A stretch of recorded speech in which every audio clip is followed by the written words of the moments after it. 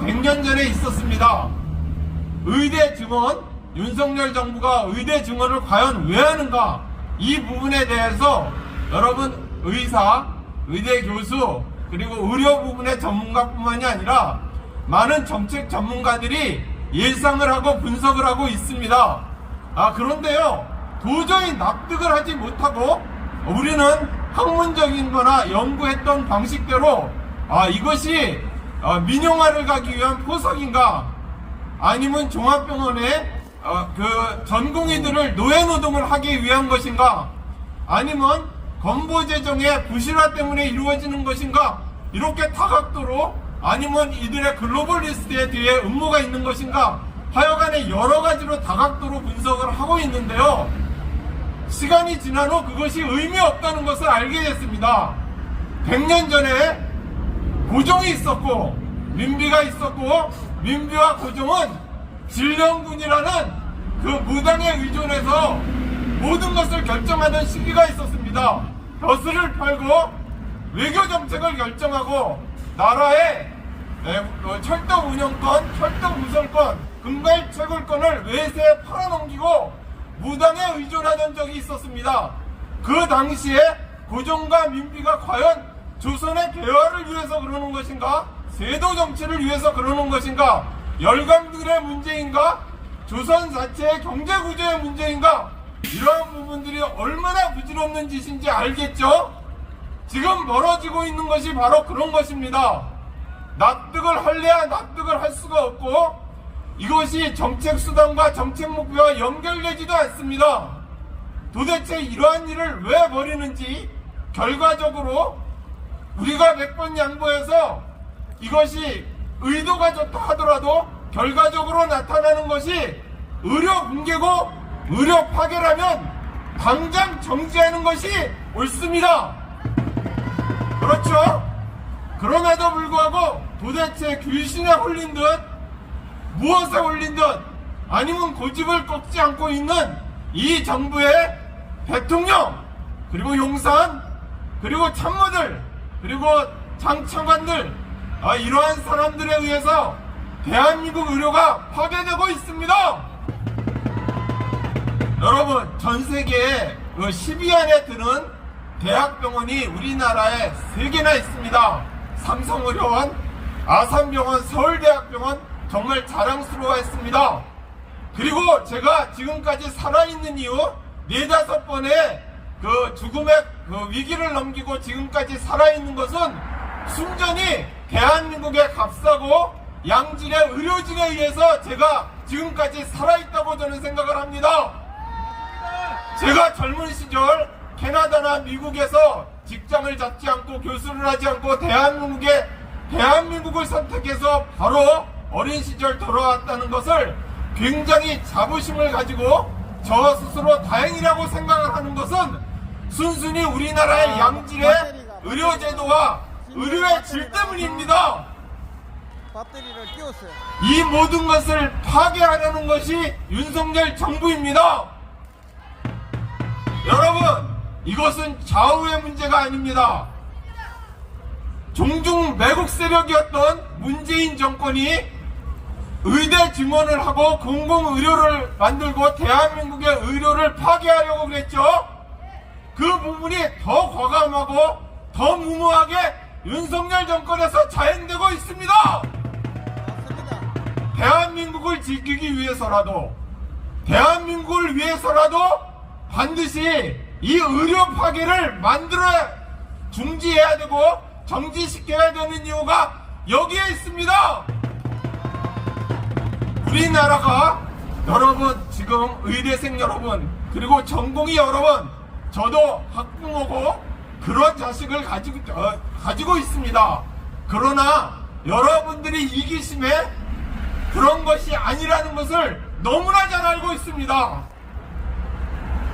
이전에 중국 공산당이 여러분들과 같은 전문 의사들과 지식인들을 탄압하던 시절이 있었습니다.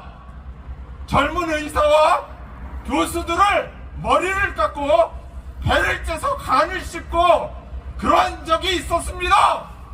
지금 중국의 의료가 어떻게 됐습니까? 단기간에 의사 자격을 갖추지 못한 사람들이 의료 파괴를 하고 가장 저질의 의료가 난무하고 있지 않습니까? 지금 현재 윤석열 정권이 자행하는 결과들이 그런 것과 다르지 않습니다. 여러분들이 이번에 겪었던 일들이 대한민국의 현 주소입니다. 여러분들이 공부만 하고 여러분들이 환자를 돌보는 사이에 대한민국은 전 영역이 파괴되고 있었습니다. 여러분들이 비로소 이번에 대한민국이 얼마나 이러한 매국 세력들에 의해서 파괴되는지 여러분들이 똑똑히 알게 된 겁니다. 여기 계시는 학부모 여러분, 그리고 젊은 의사분들, 그리고 저희 아들 같은, 제 자식 같은 여러분들 명심하시기 바랍니다. 대한민국의 체제, 자유민주주의는 절대로 그냥 자손들한테, 후세들한테 그냥 물려지는 것이 아닙니다. 여러분, 지금 마시는 이 공기, 이 맑은 공기는 우리의 세금과 돈이 드는 것입니다. 여러분, 인도나 개발도상국에 가면은 맑은 공기조차 마시지 못합니다. 그런데 우리가 가지고 있었던, 너무나 당연하게 여겼던 자유와 자유민주주의, 그것은 무상으로 그냥 얻어지는 것이 아닙니다. 반드시 싸워서 지켜나가야 되는 것입니다. 여러분, 한 가지만 더 말씀을 드리겠습니다.